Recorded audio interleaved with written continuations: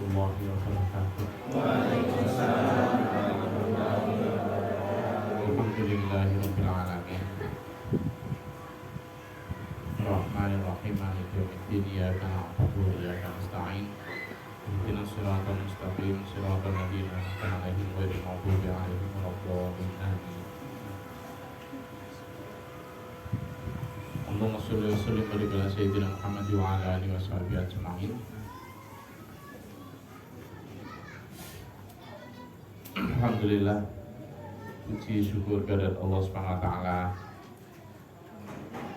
Pada malam Jumat ini kita diberikan Allah kesehatan jasmani dan rohani, dalam keadaan sehat walafiat, dalam keadaan aman, dalam keadaan sempurna. Rahmat yang kita terima, keluarga aman, badan sehat, juga ada yang dimakan hari ini.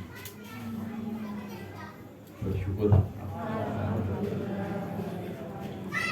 Salam kita salam semoga Allah kami limpahkan kepada Nabi Muhammad SAW, ahli keluarga dan para penerusnya. Jadi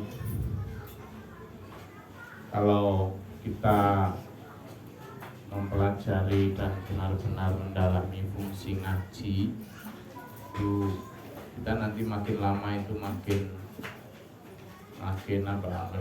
terang hati kita, maka akan makin nunduk kita ini, makin menunduk karena sadar bahwa dengan semakin terangnya halaman hati kita itu, kotoran-kotoran sekecil apapun itu kelihatan ya. Jadi kalau hati kita itu cahayanya nggak terlalu terang, itu kotoran-kotoran yang gede pun kita nggak merasa ada. Ya, kalau ruangan sampean gelap gitu, misalnya rumah ruangannya gelap gitu ya, nggak kelihatan di situ ada kotoran, tai apa segala macam. Tapi kalau kayak terang benderang gini, ada sayap nyamuk aja kelihatan. Ilmu yang sampean dapat tiap pekan, tiap kajian itu harusnya makin membuat pelita di dalam hati sampean itu makin terang, sehingga makin banyak introspeksi. Ya. Malam ini saya ingin ngajak sampean juga introspeksi tentang keislaman dan keimanan kita, terutama ketika dulu di masa lalu, di masa sahabat itu banyak orang yang mengaku sudah beriman, padahal di mata Allah mereka belum beriman. Mereka baru sampai tahap Islam. Nah, bahkan ketika mereka sudah beriman sekalipun, itu bukan kok berhenti, tapi ada tahapannya lagi. Karena Al-Ankabut menyatakan bahwa A'udzubillahi minasyaitonirrajim, ahsiban nasu ayyutraku ayyaqulu amanna wa hum la yuftanun. Apakah manusia akan dibiarkan begitu saja mengatakan kami telah beriman, padahal mereka belum diuji. Berarti untuk benar-benar beriman itu ada tingkatan lagi.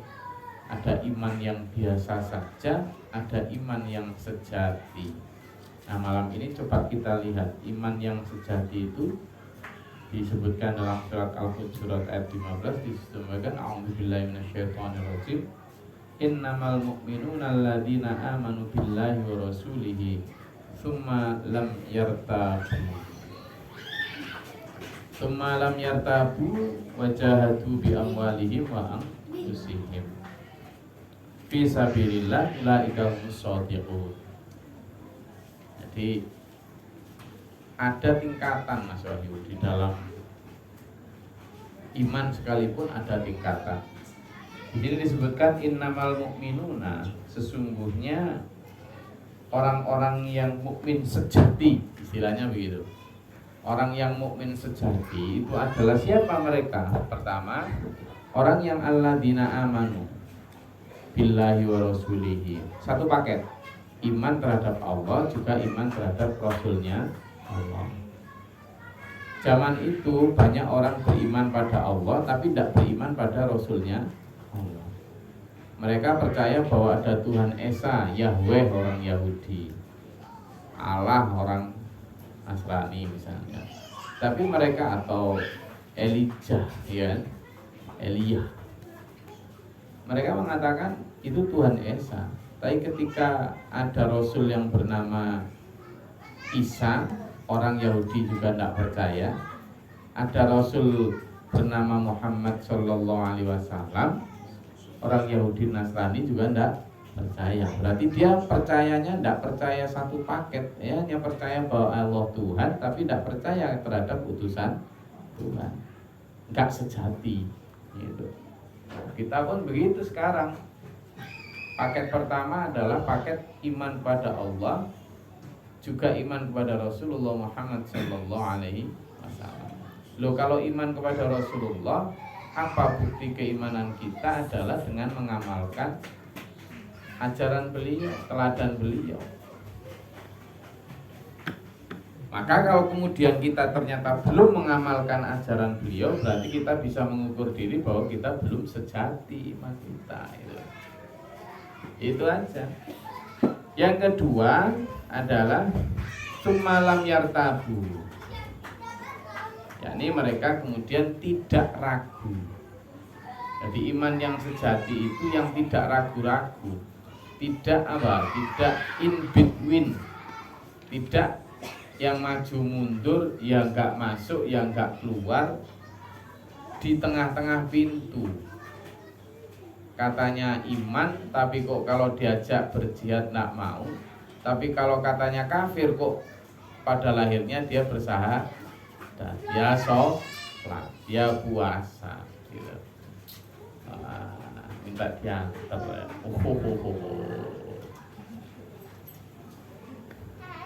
Aduh, mana sekali macam minta diantar. Laki-laki, ayo ikuti bapakku.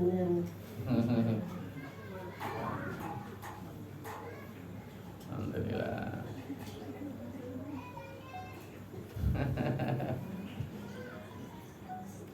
Jadi itu ukurannya. Lam yartabu itu tidak ragu lagi, tidak ragu terhadap janji Allah. Saya tadi diajak ketemu sama owner dari tanah ini untuk bicara tentang, karena kontrak tanah pesantren kita ini lah mau habis kan. Ya, kita sudah bicara. Saya ngajak ketemunya, sudah ngajak ketemu di mana? Yang ketemuan di kafe apa tadi? Yang langganannya Mas Agus, 9-11. Tahu kafe 9-11?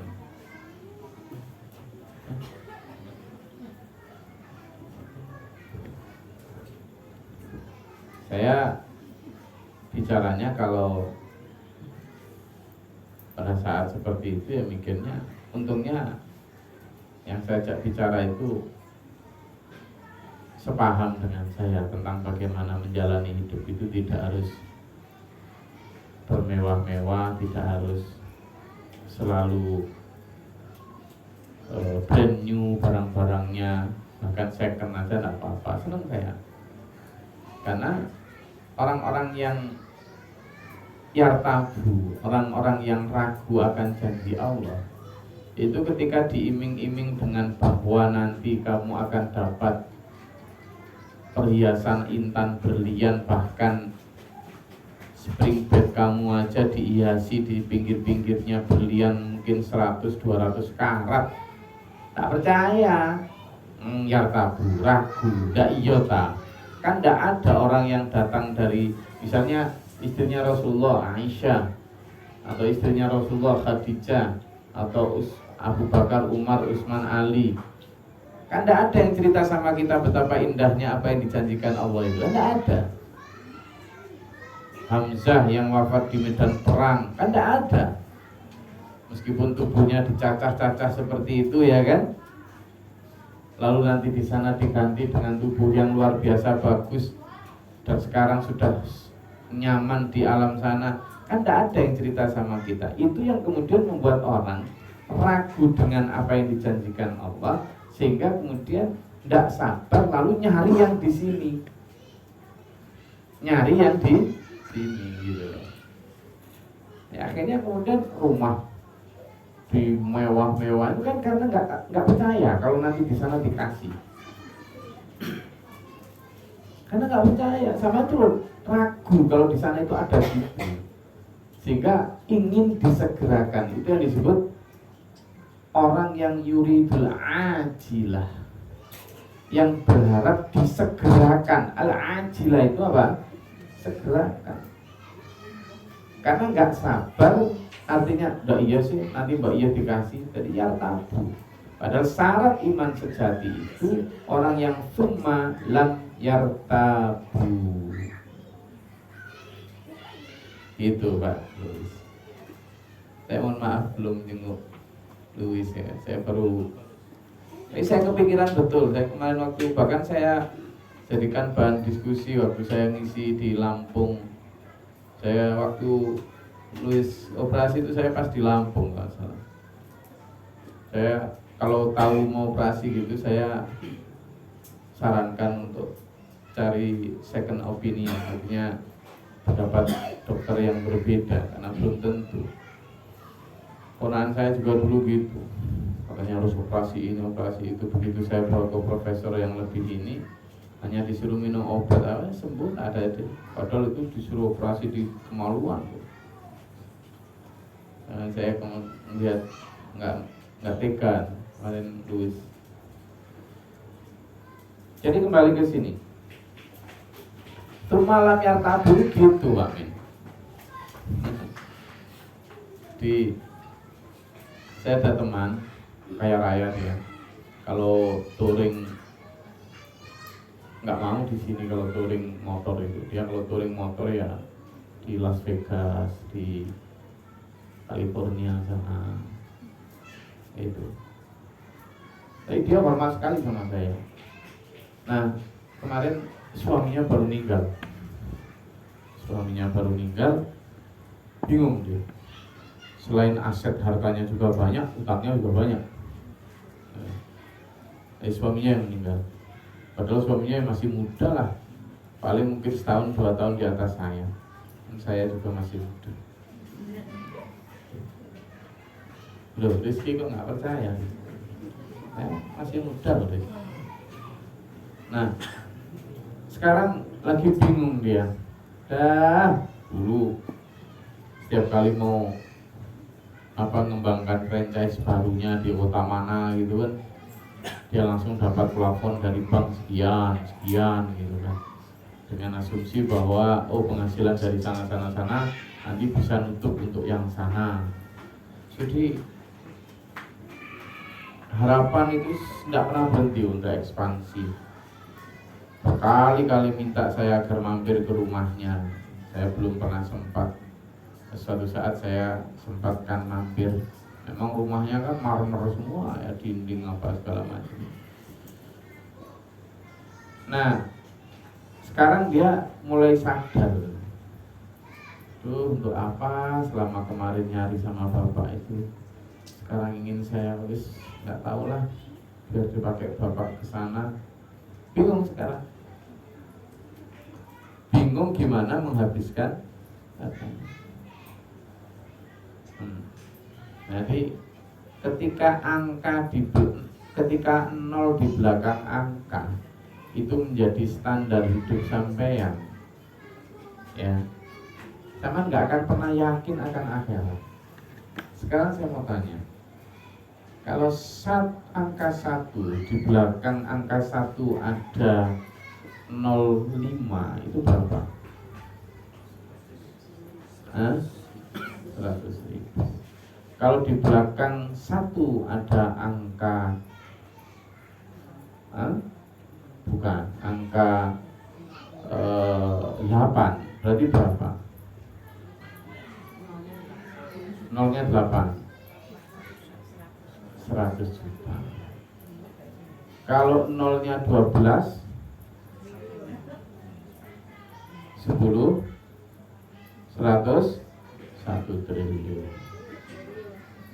Sekarang kan di belakang angka 1 itu 0 ya.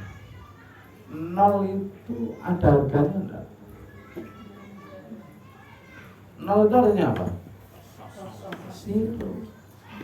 Jadi penambahan 0 itu sebenarnya sampai ditambahkan 000 mimpi kosong di siang bolong. Zaman itu hanya ditambahkan fata morgana baru.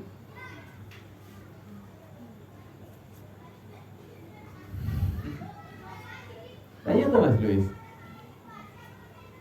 buat hafid ini uang 100.000 angka di belakang 1 ada 05 itu udah banyak tuh. Bahagianya luar biasa Mas Rahil. Nah, kalau kita mau dibohongi oleh 00 di belakang angka 1 itu, ya sudah, kita selamanya akan yartabu dan kita selamanya tidak akan pernah mendapatkan iman hidup kita ya kayak gitu. Jadi saya bicara sama ini tentang raket tenis lantai itu loh, ya kan? Kalau sama dengan paketan tenis lantai kan pakai nyamuk itu. Nah itu kan harganya macam-macam. Padahal ya sama-sama dipakai untuk ngantem apa itu? Bola apa itu? Bola kasti itu. Tapi harganya macam-macam. Nah, dia tahu harganya yang sekian sampai ada yang harganya hampir sama dengan X-Max. Hanya untuk beli gitu. Sama tenis meja itu, kalau sudah hobi, ini apa? Istilahnya apa sih itu? Bednya tenis meja ini bisa ada yang harga 15, ada yang 25 juta, ada yang semacam. Tergantung. Padahal kan kita hanya dikasih tahu bahwa itu hebat. Padahal kita dulu ya dari papan yang dibentuk sudah cetak-cetok juga, sudah sama. Ya kan? Malah kadang saking nggak adanya bed itu kita kadang sandal itu. Ya, iya, saya sering dulu pakai sandal, kalau marah tak lemparkan orangnya gitu aja. Kebahagiaannya sama loh Mas Agus, ya kan? Rasa senang ketika bisa nyemes yo bodoh. Kita dibohongi oleh merek, dibohongi oleh katanya. Lah iya. Mesin misalnya taruhlah merek mobil A tahun 2004 dengan mesin mobil merek A tadi tahun 2014, 10 tahun. Itu sebenarnya tidak terlalu banyak penambahan. Yang ditambahkan itu mulai mungkin electric mirror, kemudian power window, gitu-gitu toh. Apalagi kalau rasanya, katanya ini suspensinya sudah pakai King E apa, coil apa. Sama ya podo wae nek grunjol yo gedhe. Tapi memang beda sih. Saya kemarin di Lampung itu ada mantan anak buah saya yang sekarang jadi pejabat kaya raya.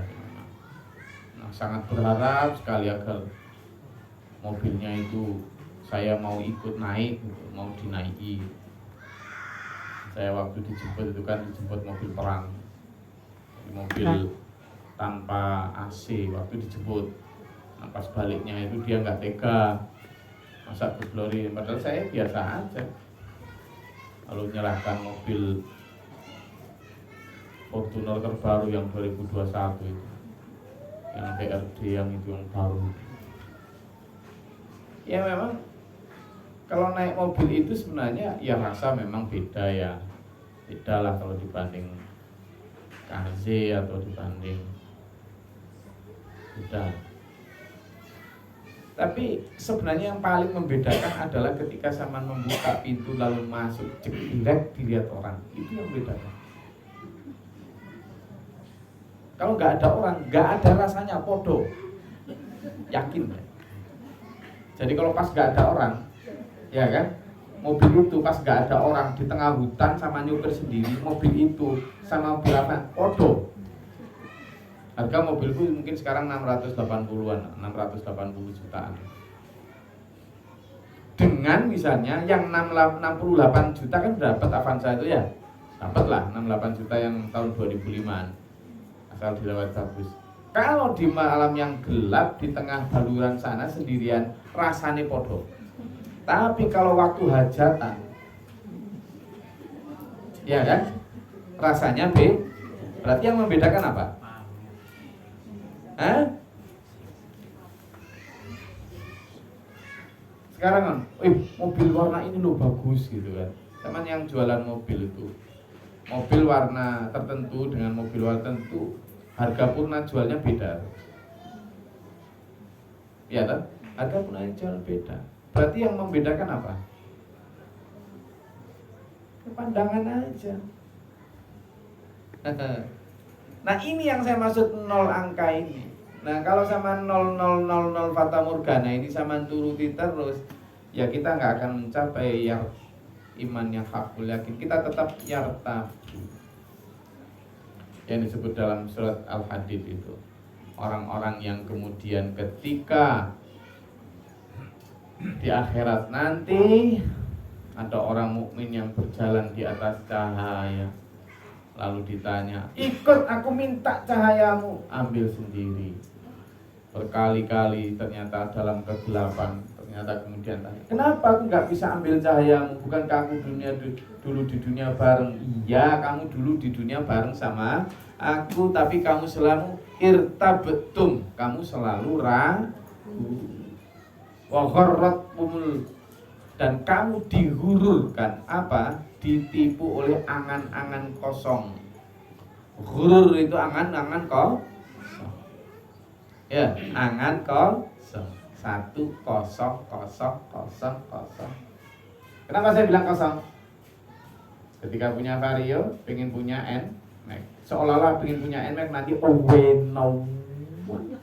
Padahal begitu punya N-Max pajaknya lebih tinggi, lebih. Kalau dulu punya Vario jelek itu yang tahun 2000 berapa yang paling awal? 2005 ya? 2005 taruh depan rumah gak khawatir dicolong orang bentas. Apalagi punya yang apa yang miliknya Mas Bulu? Kimco. Maling awang-awangan. Mau ngambil. Enggak iya ta? Enggak sumbut nyolongnya di tengah jalan. Tapi kalau zaman punya yang Nmax terbaru itu, ya kan? Aduh, jangankan kok taruh depan rumah. Ada anak lari-lari dikit, awas. Nol.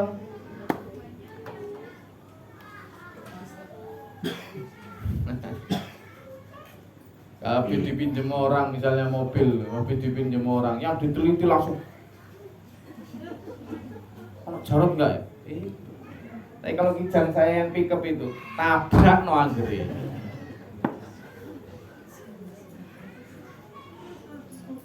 Iya kan? Jadi kekhawatiran, perawatan itu sampai untuk ngejar 000 itu. Maka kesejatian iman itu Nabi Muhammad SAW. Ada satu hadis ini. Rasulullah Muhammad SAW itu tidak pernah mengatakan tidak ketika diminta apapun. Hartanya misalnya, selama ada di tangan beliau, selama ada di rumah beliau, Rasulullah tidak pernah mengatakan tidak. Berarti kalau Rasulullah tidak pernah mengatakan tidak, itu kan berarti selalu memberikan ketika diminta nyuwun.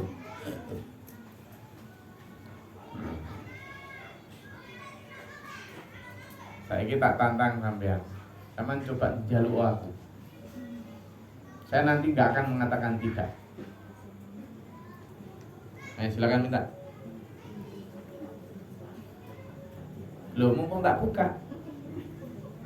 Selama saya di rumah ada barang, tak berikan. Ayo silakan minta.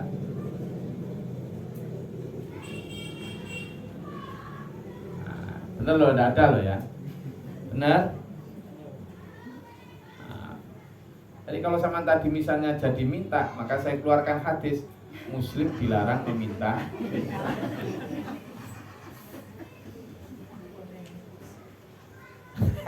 Ngono Pak mencarane gua. Jadi saya memang dilarang menolak pemberi permintaan, tapi sampean dilarang minta. Pas wis. Jadi sama-sama mengamalkan hadis dan Quran. Orang beriman itu la yas'alunan nasa ilhafa minat ta'affufi. Orang beriman itu tidak meminta-minta dengan mendesak-desak. Tidak boleh. Tapi saya juga tidak boleh menolak permintaan. Oke, saya akan mengamalkan, tidak boleh menolak. Silakan.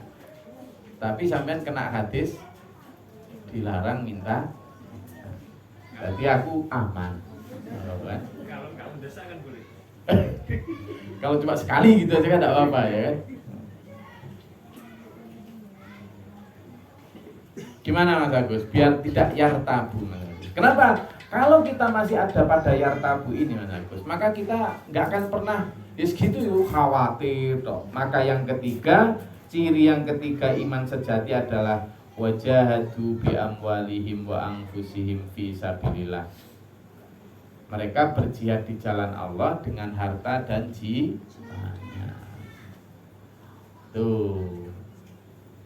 Karena jiwa raga orang beriman itu dalam surat At-Taubah 111 sudah dibeli Allah. Wes, matur. Kapan mohon ngaji nih. Boten usah suwe-suwe. Dari 3 ciri iman sejati apa dalam surat Al-Hujurat ayat 15. 1. Dia beriman secara utuh kepada Allah dan Rasul-Nya. Yang kedua, tidak ragu. Yang ketiga adalah apa? Berjihad dengan harta dan jiwa. Sekarang kita bisa ngaca untuk diri kita masing-masing. Kita sudah apa belum? Loh, ini ada Pak Haji Otto. Kopiahnya naksir ya. Kopiah kayak gitu-gitu tuh naksir ya. Mas Malik, jangan nanti diminta. Karena Mas Caut nggak boleh mengatakan yang nggak boleh cuma mendesak mana. Cuma kalau sekedar 1 kali ngomong gitu boleh.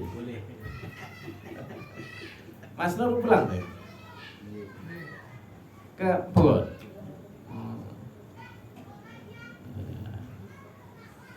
Ampun tadi malam katanya ngobrol di sini, saya meeting Zoom sampai malam ya. Setelah itu saya sih sudah diperintah Pak Malik untuk keluar, enggak diperintah.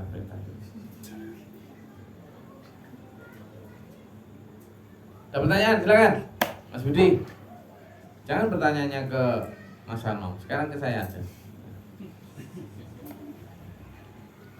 Gimana Budi? Masalahnya Mas Budi, sekarang itu seolah-olah dia itu yakin gitu loh tentang janji Allah ini, tapi prakteknya itu enggak terlalu yakin. Enggak terlalu.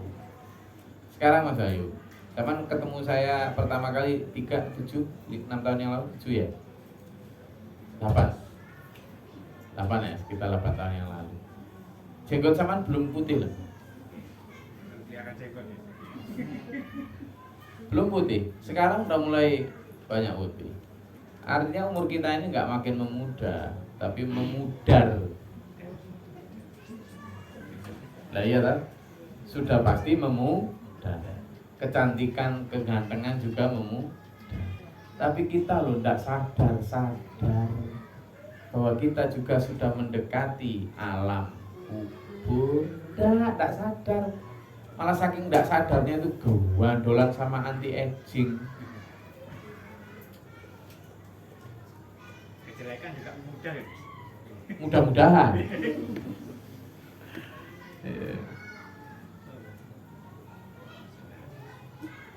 Ada yang ditanyakan, silakan.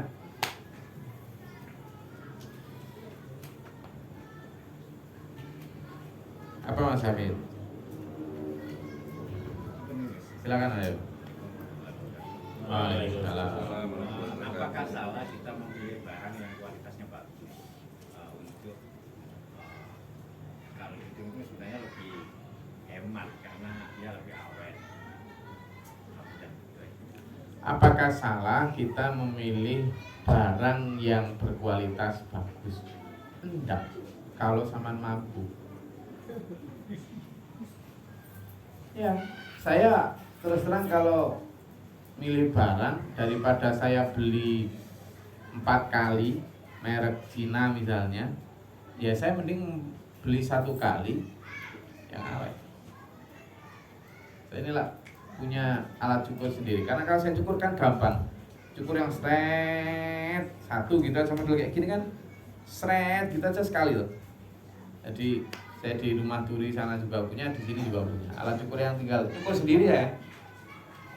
Karena yang kasihan tukang cukur langganan saya itu, dulu saya dulu di SE itu loh langganan saya itu. Ada tuh apa tukang cukur apa itu namanya? Yogi, sampai apal dia, sampai dulu pernah mau nawari. Nah waktu saya cukur itu saya tanya juga itu berapa harganya itu. Jadi merek yang Wehelta apa itu, yang Jerman itu memang harganya hampir 3-4 kali lipat daripada merek yang. Tapi ini panasnya kuat, nah ini enggak. Kadang malah boros.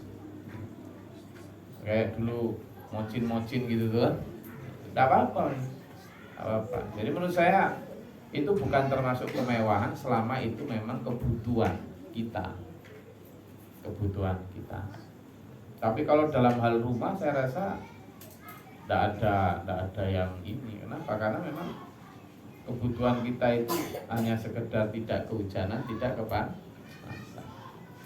Lantai ini perasaan saya, lantai ini asal nggak dikepruk saja sampai kita mati masih kuatan ini. Nah ketika kita kemudian beli yang marmer atau itu yang namanya berlebihan, yang tidak boleh. Karena semuanya ini aja sudah. Baju juga begitu, merek baju yang saya pakai ini nggak tahu ada mereknya atau enggak. Tapi saya rasa ini saya pakai sampai nanti saya punya cucu pun masih kuat. Lalu kemudian saya beli baju yang harganya 4 atau 10 kali lipat dari ini hanya karena merek. Nah itu yang nggak boleh. Tapi kalau saya beli baju yang kain apa yang biasanya gambar robe,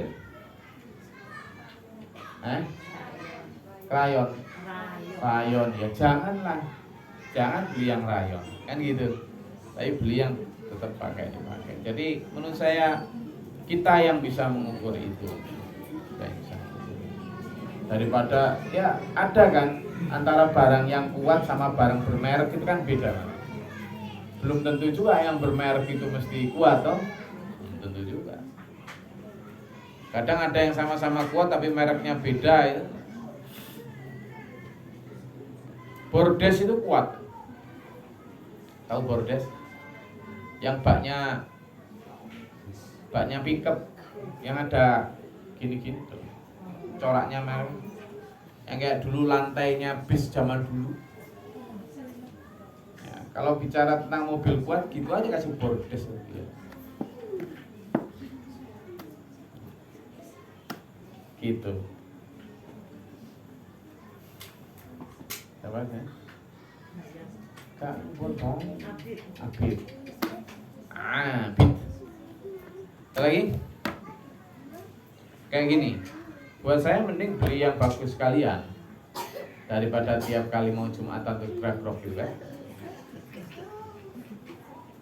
Kalau ini udah enggak ya? Masih grab gitu. Nah ini karena kesalahan memilih merek yang jelek. Kalau untuk agama saya enggak mau. Saya insya Allah kalau untuk agama harus number one. Harus kualitas terbaik. Okay. Ini misalnya pembangunan di Kalimantan ini, ya harus bahan-bahan terbaik. So, Nah, kayak rangka bacanya itu ada merek apa ini yang merek GG. Kok kebetulan mereknya GG, memang GG itu terbaik. Merek besi. Ya, dan insya Allah nanti yang di Jember ini juga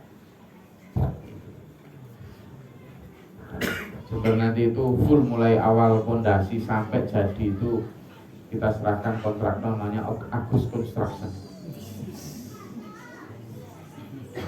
Sudah kontrak sejak awal itu. Loh, kalau orang Jember sama-sama Jember kan enggak. Saya sih sebenarnya ini kayak bola biliar ya, nyodok sana sebenarnya yang saya tuju lain. Oh, cross over. Ya, jadi saya sepakat Bang Jeli. Enggak apa-apa kalau untuk agama harus yang terbaik. Tapi kalau untuk kita ya sekedar kebutuhan saja. Sandal yang nggak perlu sampai hafalin, ya biasa aja. Sandal nanti. Sandal jepit loh Bu, harganya 1,5 juta. Coba bayangkan, itu kaki yang apa? Kalau sandal yang 1,5 juta sandal jepit, terus tiap hari dipakai cuci kaki sehari 5 kali, rangen toh? Ya tetap rangen. Gitu. Nah yang kayak gitu yang nggak boleh Mas Ayu.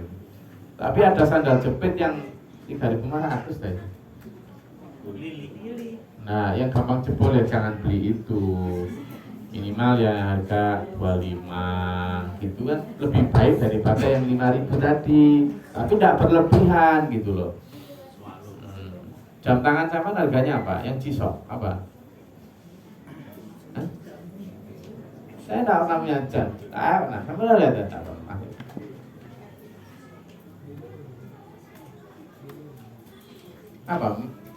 Apa jam tangan sama?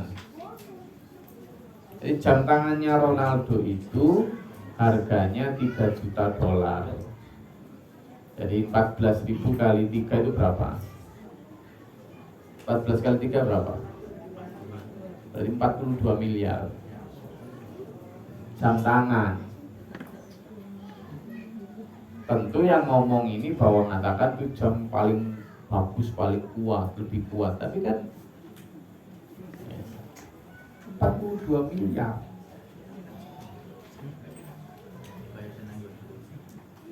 Kayak beli Mas Malik. Ojo ngono ta Mas Malik. Kan gitu. Jadi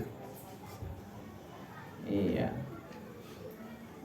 Sekarang mobil paling mahal itu Rolls Royce yang Phantom apa itu. Itu harganya hampir 200 sekian miliar. Mobil. Nah kalau kita bicara itu kan ya nggak akan ada habisnya yang ditanyakan Mas Wahyu tadi. Bolehkah kita beli barang yang lebih kuat daripada yang ini? Gitu. Jadi ukurannya adalah ukuran kebutuhan kita. Kopiahnya Mas Cakut itu sudah sesuai kebutuhan. Ada juga kopiahnya gitu miliknya Sultan Hasan Al-Bolkiah itu. Warganya nggak tahu itu, bisa ratusan juta. Tapi dengan yang dipakai Cakut saja sudah cukup, nggak boleh lah belikan. Ini juga. Nah, tapi coba lihat dengan 20.000 juga, ya sudah ganteng. Mbak Susi sawenengi setengah mateng. Bukan begitu. Iya tak? Itu. Ada lagi? Apa maksudnya? Oke, kalau nggak ada, cukup di situ. Ngajinya segitu aja. Nanti dipikir-pikir di rumah. Ya Allah, sudah sejadikah iman saya? Maka Allah akan bertanya, lah kamu percaya aku sama Rasulku enggak? Ya percaya toh ya Allah, kan gitu. Maka akan ditanyain lagi Pak Min, kalau kamu percaya berapa sih laranganku yang kamu tinggal, berapa sih perintahku yang kamu amalkan? Gitu. Ini ya Allah. Kamu percaya sama Muhammad sebagai utusanku? Ya percayalah ya Allah. Coba sih sunnah Rasul yang kamu jalankan apa aja? Apa iya tiap kali kamu pakai baju dengan tangan kanan, lepasnya tangan kiri? Paling sederhana. Apa iya tiap kali kamu makan sambil tangan kanan, gak pernah tangan kiri? Paling sederhana. Apa iya kalau kamu di rumah sambil masak itu nyicipi makanan gak pernah sambil berdiri? Ayo. Itu kan hal yang paling sederhana sunnah Rasul. Gak usah yang berat-berat dulu. Yang paling sederhana. Rasulullah tidak boleh kita makan sambil berdiri. Sampean? Kalau ngicip kan beda. Lah icip kan gak mangan. Kalau makan kan Nah kan, ya kan. Itulah. Jadi kalau hanya sekedar ngeles biar nggak kena hukuman, sampean punya emas 95 gram, itu kan dizakati kalau setahun. Jadi kalau sampean beli Januari, jual aja November, kan nggak kena zakat. Nanti Januari beli lagi. Jadi yang namanya makan sambil beli kan ijib, Gus. Sama dengan beli jual November. Ya kayak saya tadi, hanya untuk menghindari biar sampean nggak minta. Ayo, ada larangan minta loh. Nah, jadi kalau dalil itu dipakai untuk menghindarkan kita dari kewajiban, gampang. Itulah bahayanya jadi ulama, ya kan? Ulama itu tahu semua dalil, sehingga kadang kalau orang datang, Pak, niki hukumnya apa, haram apa halal? Lah kamu minta halal apa halal? Wani.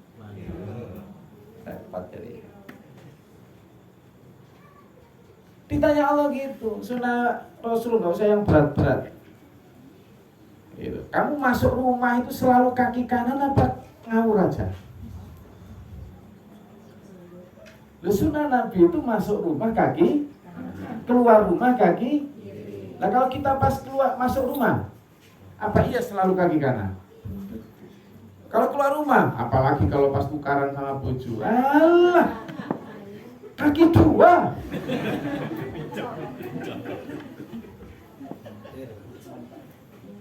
Kaki dua, tangan lurus ke depan.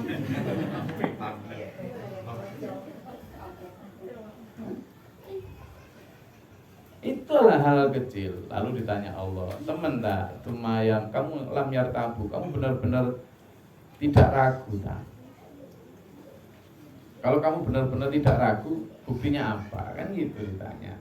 Lalu ditanya lagi, kamu dulu benar-benar sudah menjihadkan harta dan tenagamu untuk agama? Enggak Gusti, bahwa aku ada panggilan jihad ke sana itu kamu ikut? Kalau pas sibuk. Nah pas yang itu yang satunya, kalau pas anak Lah yang pas itu panggilan itu, kalau pas akhirnya sampai digedak kalau Gusti Allah. Anunya apa? Alasan-alasan tadi loh. Kalau nuruti alasan, pernah nggak kita kemudian benar-benar berjihad? Tidak pernah. Semua orang akan punya alasan kesibukan, dan kesibukan itu tidak akan pernah habis hatta zurtumul maqam. Apa? Sampai kamu masuk kubur. Jadi yang bisa membuat sampean ikut berjuang ya diri sampean sendiri dengan mengatakan enough is enough. Cukup. Nah, itu. Saya hanya menyodorkan satu ayat saja untuk kaca diri kita. Kesejatian iman, innamal mu'minuna, artinya iman sejati itu adalah tadi 3. Oke? Bawa pulang, diskusikan dengan istri, besok diamalkan, lalu disampaikan. Besok ngaji lagi, diamalkan lagi, disampaikan. Besok ngaji lagi, diamalkan lagi, disampaikan. Nah itu nanti jadi buah iman betul. Jadi kalau habis ngaji gini, disimpan dalam pikiran, nggak diamalkan, ya jadinya basi. Itu loh. Siapa nyata mengamalkan? Siap. Insya Allah. La haula wala quwwata illa billahil aliyyil azim. Kalau kita bergandengan insya Allah. Jadi kita minta kepada Allah kuat, jangan minta dihindarkan dari yang berat. Biarkan ujian itu berat, tapi kita diminta kepada Allah kuat. Jangan hindari yang berat, karena kalau hindari yang berat sama nggak akan dapat derajat tingkat tinggi. Minta diberi kuat. Nah, Allah Maha kuat kok. Al-Qawiyyu Al-Aziz. Al-Qawiyyu, ya Qawiyyu ya Aziz. Minta pada Allah. Kalau sudah diberi Allah kuat, sama itu akan dimudahkan. Makanya besok di akhirat itu akan digambarkan orang melewati Shiratal Mustaqim itu ada yang tertati-tati, ada yang pelan, ada yang terjatuh, ada yang gandolan, ada yang sampai selamat tapi pelan, ada yang secepat kilat, gitu kan? Itu. Nah, bagaimana itu? Itu nanti bukan kok nanti usahanya, ya sekarang ini. Itu hanya cerminan sekarang apa yang kita lakukan. Ilaha ma kasabat wa 'alaiha ma kasabat. Ya, kalau kita itu benar-benar cepat itu tadi, minta diberi Allah kuat, minta diberi Allah rahmat. Kalau kayak gini Mbak Solika sudah ditinggal berapa? Hampir 3 bulan. Ya, ada Mbak Lina, Mbak Lina. Di sana ternyata ya namanya pikiran hidup ya. Sana itu kan jalan besar antar provinsi nasional itu yang sedang kita bangun. Nah, Susilo kalau pagi kan kerjakan itu. Nah, karena pikirannya hidup, jual solar, ya betul, jual solar. Terus malam kalau habis maghrib itu buka warung kopi. Ya di truk-truk itu, gede-gede, bawa bego, bawa bulldozer. Dan sekarang rame. Jadi paginya tetap jihad fisabilillah, sorenya sampai malam boleh.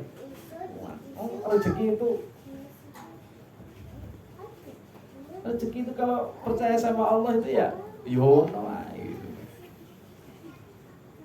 Itu. Hanya sampai ulul lam yartabu itu yakin akan janji Allah. Gitu loh. Ya.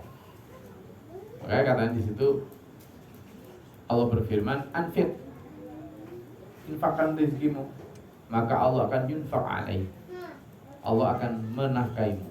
Jadi nafkahkan jiwamu, ragamu untuk agama, maka Allah akan menafkaimu. Terakhir ya, ada satu hadis gini. Ada satu hadis ini. Setiap pagi itu ada 2 malaikat yang dampingi manusia. Malaikat pertama itu berdoa begini, ya Allah, gantikanlah orang yang selalu menafkahkan hartanya untuk agama itu, gantikanlah hartanya. Itu malaikat Malaikat yang kedua langsung, binasakanlah harta orang yang kikir. Jadi 2 malaikat ini berdoa untuk 2 hal yang berbeda. Yang malaikat pertama akan mendoakan, ya Allah, orang-orang yang selalu menafkahkan hartanya untuk agama itu, gantikanlah ya Allah, tambahkanlah ya Allah. Malaikat yang kedua, ya Allah, orang-orang yang binasakanlah harta orang yang kikir. Jadi saya dan sampean ini ingin didoakan malaikat yang mana? Lakukan. Jadi doa malaikat itu sesuai dengan apa yang kita mutafaq alaih itu hadisnya. Coba buka dalam Riyadhus Shalihin. Jadi tiap pagi itu kita mau didoakan yang mana itu tergantung kita. Kita mau gigir atau Kalau saya mengajak, ayo jadi dermawan. Allahumma sholli ala sayyidina Muhammad. Allahumma atina min hadhihi ma'afina min hadhihi barik lana fi astaghfirullah wa atubu ilaik. Allahumma dafa'na bala'u wa bala'u al-mustaqim. ربنا لا تجعلنا في المعتدين ربنا آمنا فاغفر لنا شهيدنا لنا لا تزغ قلوبنا أنت مولانا فانصرنا على القوم الكافرين ربنا آتنا في الدنيا حسنة ربنا اغفر لنا سوء الوصول Alhamdulillah rabbil alamin. Assalamualaikum warahmatullahi wabarakatuh.